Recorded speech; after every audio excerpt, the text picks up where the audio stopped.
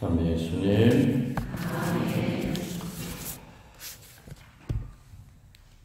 오늘 11조 얘기가 나와요. 11조 얘기가. 바리새이들은 철저한 종교주의자들이었죠. 그래서 구약성서의 가르침대로 자기들의 그 소출의 10분의 1을 감사하는 마음으로 누구에게 바쳤느냐? 누구한테 바쳤을 것 같아요? 예? 하느님이 잡수시기 전에 먼저 잡수시는 분이 또 있어요. 바로 하느님 입으로 안 들어가요, 그게. 처음에는 누구한테 가냐면은 레위인한테 바쳐요. 레위인은 일생 동안 하느님에게 봉사하는 사람으로 알려져 있어요. 그래서 그 레위인이라고 하면은 저분들은 정말 모든 걸 다 포기하고 직장도 포기하고 오로지 하느님만을 위해서 사는 분이기 때문에 그 거룩한 분들이기 때문에 그 레위인들한테 10분의 1을 바쳐요. 그리고 그 레위인들은 그것을 받아서 거기서 10분의 1을 누구에게 바쳤는 줄 압니까? 제사장에게 바쳐. 하느님 입에 들어가려면 몇 놈을 거쳐야 돼.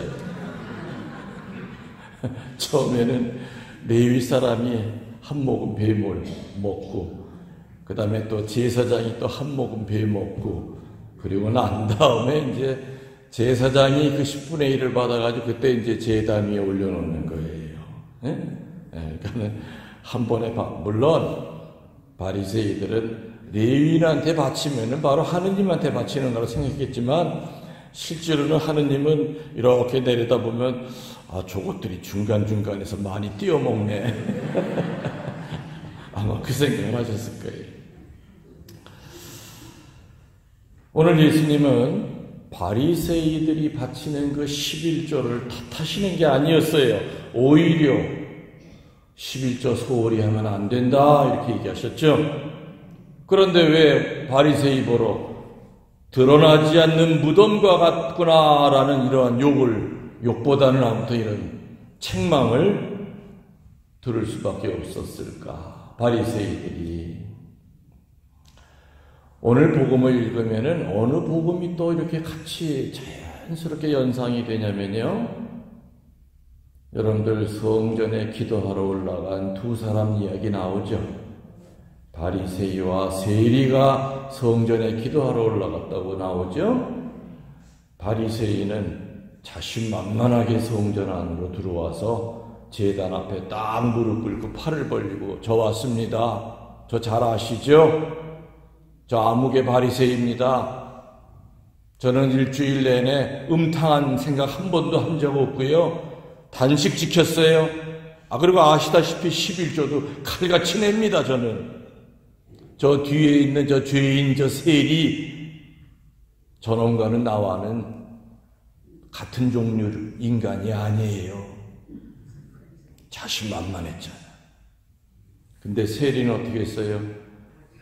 성전 안에 들어가고 싶은 게 자기 소원이야. 근데 못 들어가. 왜? 죄인이기 때문에. 그러니까 성전 밖에서 이렇게 먼 데만 제단만 쳐다보면서 제단도 바로 못 봐요. 하느님이랑 눈 마주칠까 봐. 그래서 고개도 못 들고 그냥 울면서 어떤 말만 되풀이했다고 돼 있어요. 주님, 죄인이 왔습니다. 자비를 베풀어 주십시오. 근데 그 두 사람의 모습을 보고 그날 하느님께서 진정한 의인으로 인정받고 돌아간 거는 스스로 의인 척했던 바리새이였어요? 아니면은 끝없이 하느님 앞에 죄인임을 고백하며 자비를 청했던 세리였습니까? 세리였어요. 그렇게 잘 아시면은 왜 그렇게 안 사셔? 여러분들이 항상 예수님 십자가 앞에 무릎 꿇을 때 첫 번째 기도가 성호경 긋고 난 다음에 첫 번째 기도가 주님, 이 죄인 주님 앞에 무릎 꿇었습니다. 자비를 베풀어 주십시오. 성당에 와서 여러분들이 제일 먼저 드려야 되는 기도가 주님, 감히 이 죄인이 거룩한 성전 안에 초대해 주셔서 들어왔습니다. 자비를 베풀어 주십시오. 이 기도가 모든 전례와 기도의 첫 단추가 되어야 돼요. 첫 단추. 그래서 오늘 복음에 보면은 바리새이들이 예수님한테 드러나지 않는 무덤이라고 하는 얘기를 들었어요. 그러면서도 그 바리새이들이 바치는 11조를 갖다가 부정한 게 아니거든요. 오히려 그것도 해야 되지만 이것도 같이 해야 된다고 그랬어요. 그리고 바리새이 보러 너희들은 드러나지 않는 무덤과 같다. 왜 이런 소리를 들어야만 됐을까? 바리새이들이 답은 이거였죠. 바리새이들은 11조를 바치고 선행을 바치고 아무튼 열심히 살려고 했는데 문제는 뭐냐? 자기 자신을 하느님과 사람 앞에 드러내놓기를 좋아했어요. 그리고 늘 다른 인간들은 못 지켜도 나는 주님의 율법의 계명을 다 지키고 산다고 하는 우월감에 사로잡혀서 11조를 못하는 다른 사람들을 몹시 업신 여겼기 때문에 예수님에게 책망을 들은 겁니다. 자, 그런데 말이죠. 바리새이들은 자기 수입의 10분의 1을 바치면서 우쭐댔어요. 맞죠? 근데 우리는 바리새이처럼 10분의 1을 바치지도 않으면서도 우쭐대. 여러분들 어떻게 생각하셔요? 제 말에 대하여 반론하실 생각 있으세요? 아니 바리새이들은 그래도 하느님이 하라는 대로 10분의 1을 칼같이 바치면서 나는 바치고 살아 하면서 니들은 못 바치지? 우쭐대서 그래도 우쭐댈 자격이라도 내가 볼 땐 있는 것 같아. 근데 우리들은 10분의 1은 어찌 보면은 이거는 해도 되고 안 해도 되는 것이 아니라 계명이거든요. 개신교 신자들은 11조 해요, 안 해요? 해잖아요. 때문에 그 사람들은 신자 수 100명만 돼도 교회를 줘요. 교회를 줘요. 근데 우리들은 3,000명, 4,000명 돼도 성당 하나 지려면 신부 혼자 아주 뼈가 다 빠져. 뼈가 다 녹아.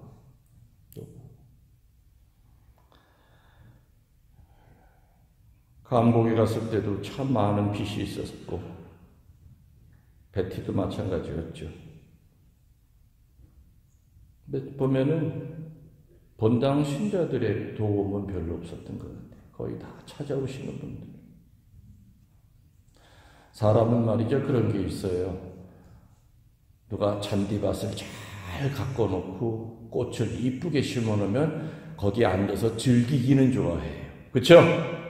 근데 이렇게 늘상 올 때마다 항상 이렇게 꽃밭이 아름답고 이렇게 잔디가 잘 깎여지기까지 어떤 사람들이 고생했을까 하는 생각은 안 해요.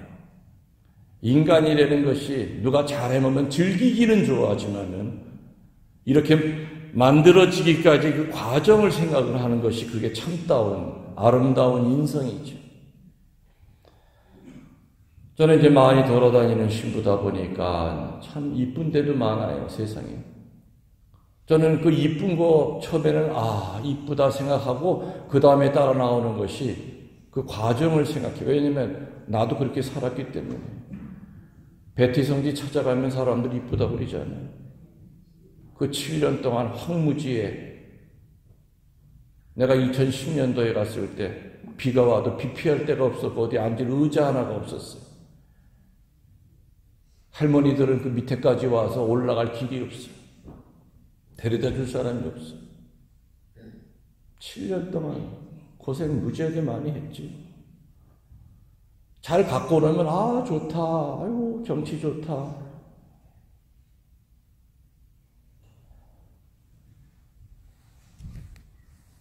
바리새인들은 그래도 내가 볼 때는 우쭐대 자격이 있어요.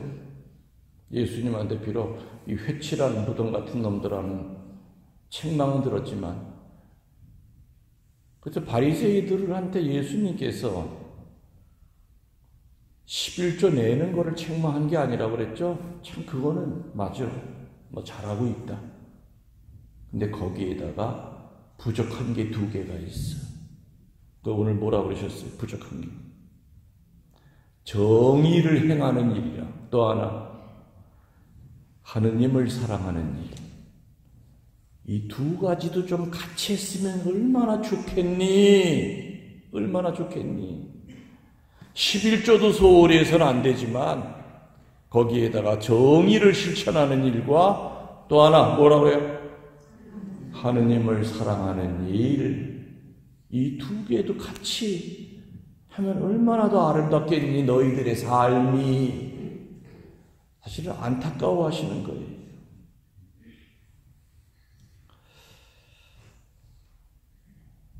개신교 신자들은 11조를 바쳐요.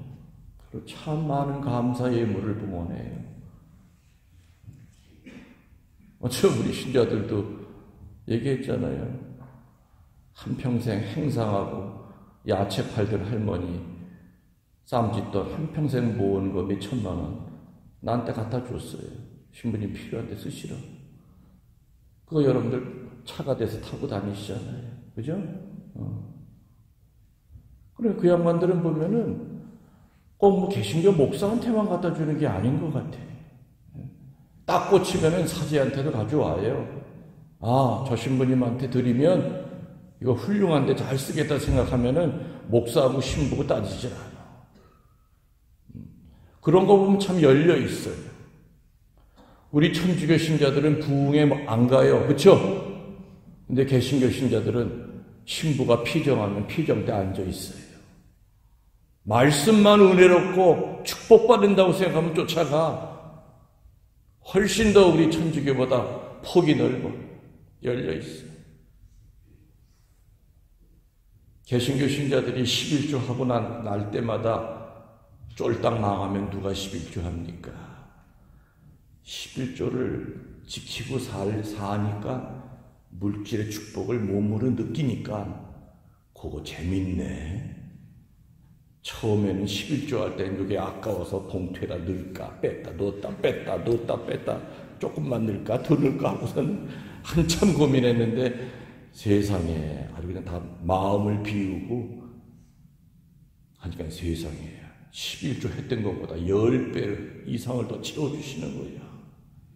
그게 하느님의 셈법이거든. 인간의 셈법은 자기 주머니에 나가는 것만 먼저 걱정해요. 개신교 신자들은 보험급 타면은 10분의 1을 딱 떼어놓잖아. 깨끗한 돈으로, 깨끗한 봉투에다가. 이 돈은 어떤 일이 있어도 손대면 안 돼. 굶어 죽을지언정 이건 하느님의 거예요. 그래 10분의 9를 가지고 살아요.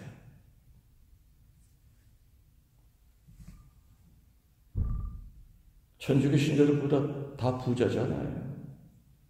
불교, 개신교, 천주교 가운데서 천주교 신자들이 제일 가난해요. 왜 가난합니까? 하고 물었더니 정의롭게 살기 때문입니다. 웃긴다. 정의롭게 미쳐서 하느님한테 맨날 드릴까 말까 드릴까 말까 하는 거 하느님도 줄까 말까 줄까 말까 죽을 때까지 하느님의 은총을 손에 못 쥐어봐. 한평생 망설이다가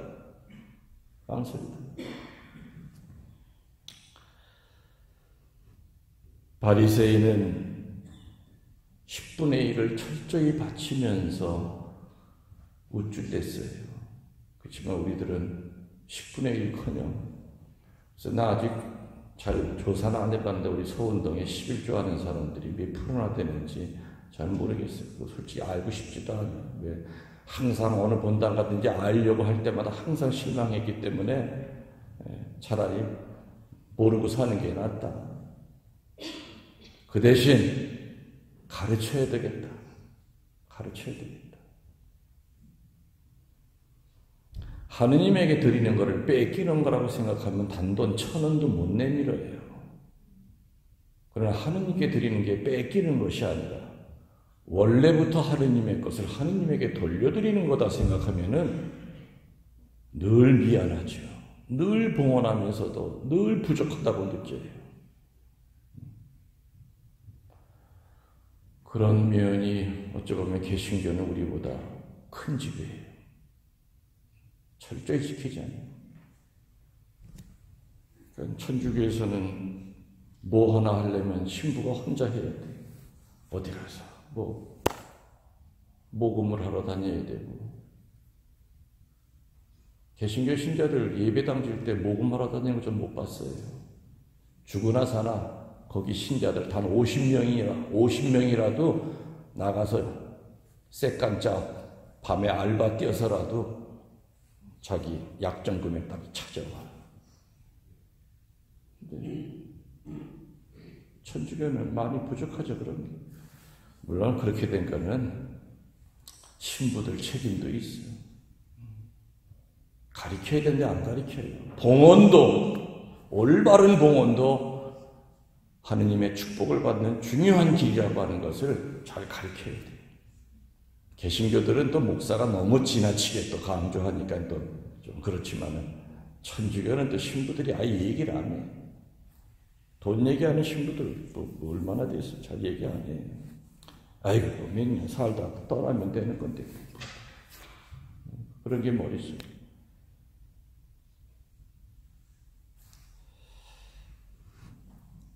바리새이들이 드러나지 않는 무덤과 같다고 한 것이 뭐 때문에 그랬다고요? 11조 그거 자체 하는 거가 나쁘다는 것이 아니라 해야 돼, 반드시. 그런데 두 가지가 부족하다고 그랬죠. 첫 번째는 정의를 실천하는 일과 또 하나 하나님을 사랑하는 일. 그럼 정의가 뭐예요? 정의로움을 라틴어로 유스티시아. 정의는 많은 구분이 있어요. 근데 전통적으로 내려오는 그 정의는 소위 아리스토텔레스가 얘기한 그 세 가지의 정의, 평균적인 정의가 있고, 일반적인 정의가 있고, 배분적인 정의가 있다고 그래요. 평균적인 정의는 뭐냐? 모든 사람이 동등한 대우를 받아야 되는 것이 바로 정의예요. 이게 바로 평균적 정의예요. 법이라든지 정치 쪽에서도 마찬가지. 그 다음에 평균적인 정의가 있어요. 이건 뭐냐?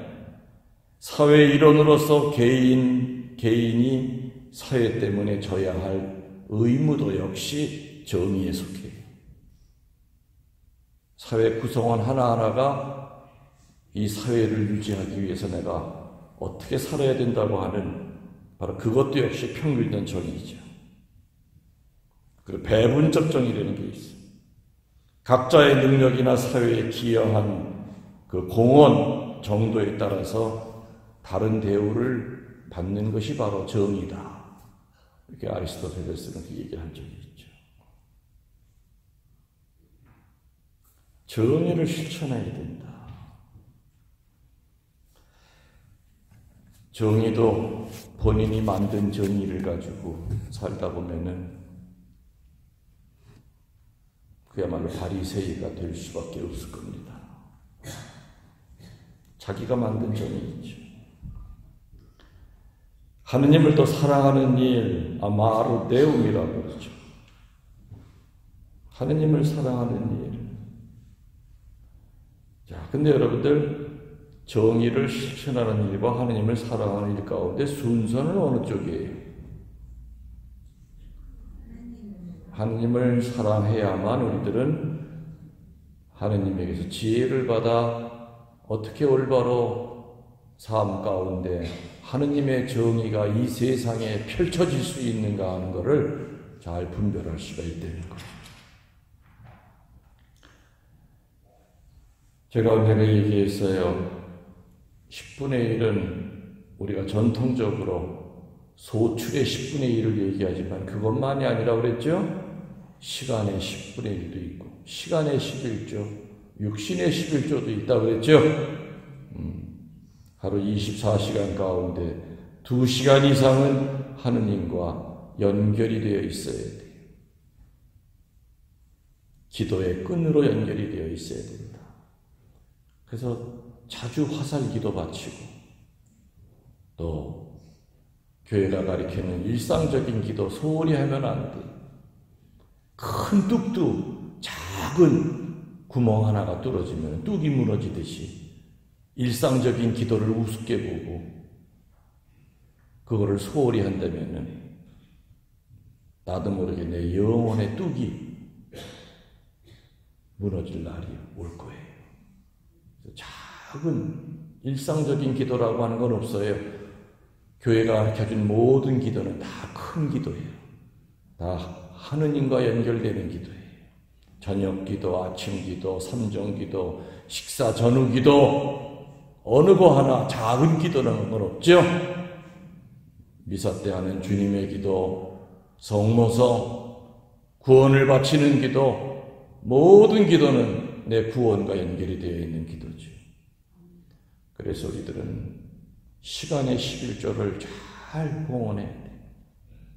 그리고 육신의 11조도 있다고 그랬죠? 육신의 11조는 내가 내 몸뚱아리 움직여서 내 몸을 가지고 하느님께 봉헌하는 거예요. 봉사할 때 찾아서 봉사하고 성당에 들어와서 지저분한 거 있으면 청소하고 이런 것도 다 육신의 11조예요. 그리고 또 육신의 11조 뭐가 있다고 그랬어요? 장기기증. 장기기증도 큰 육신의 11조라고 그랬어요. 그런 것들. 그리고 우리들이 보통 얘기하는 수입의 10분의 1. 10분의 1. 그게 바로 물질의 11조죠. 그래서 11조는 시간의 11조, 육신의 11조, 물질의 11조. 근데 이 세 가지만 하면 안 되고 거기에 하느님을 사랑하는 일과 정의를 실천하는 일도 구체적으로 해야 된다. 그런데요, 복음에는 물질의 11조만 나오죠. 그리고 예수님은 정의를 실천하는 일과 또 한 가지 하느님을 사랑하는 일. 저는 이 두 가지를 지금 다른 말로 표현했어요. 기도의 11조. 이게 하느님을 사랑하는 일이에요. 그죠? 그리고 정의를 실천하는 거, 그게 바로 육신의 11조예요. 예수님은 11조, 물질의 11조와 정의로움과 그리고 하느님을 사랑하는 것, 이 세 가지라고 하셨지만 저는 그거를 다른 말로 알아들이기 쉽게 시간의 11조, 육신의 11조, 물질의 11조, 3대 봉헌이라고 해요. 3대 봉헌. 그렇게 살아야죠. 그리고 봉헌해 준 할머니 위에 가끔 기도하세요? 차 봉헌해 주신 할머니 위해서 기도하냐고 해주셔야 돼요. 그 할머니 많이 아파요. 일주일에 4번 투석을 해야 돼. 환자야.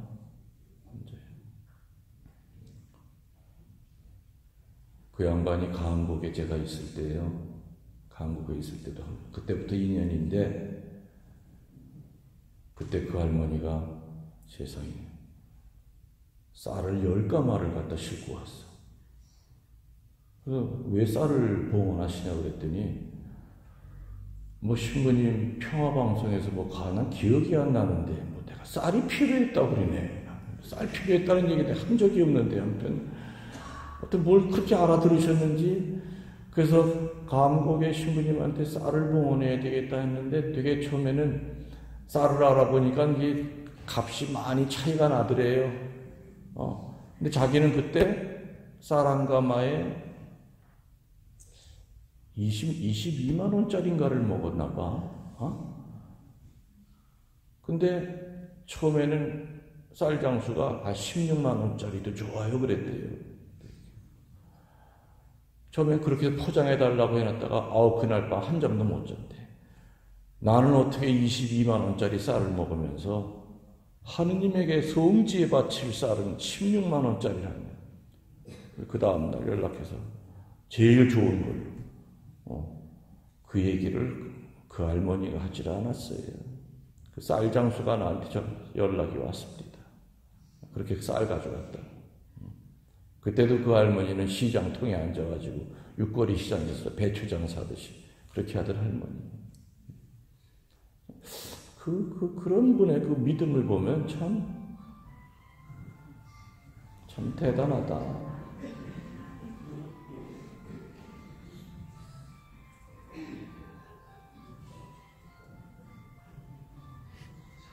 괜찮아. 뭐 한두 번 그런 것도 아닌데. 천천히 거예요.